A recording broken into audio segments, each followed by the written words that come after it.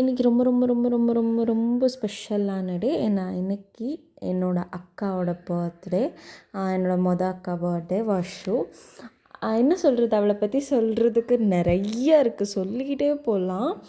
I last my dad 9 years ஆச்சு அவரை நான் இழந்து. பட் அவரோட பிளேஸை இவளை தவிர வேறு யாருமே எனக்கு ரீஃபில் பண்ணல. ஏன்னா லைக் நான் மெச்சூர்ட் ஆன டைமில் என் 2 அக்காங்க மெச்சூர்ட் ஆன டைமில் என் அப்பா இருந்தார். பட் நான் மெச்சூர்ட் ஆன டைமில் அப்பா இருக்கல.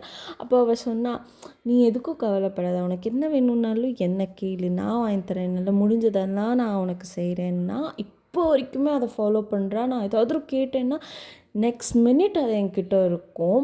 நாங்கள் நிறைய சண்டை போடுவோம், நிறைய பேசுவோம், சில சமயம் பேசாமலாம் இருப்போம். எண்ட் ஆஃப் த டே எனக்கு என் ஃபேமிலி தான், அவளுக்கும் அப்படி தான்.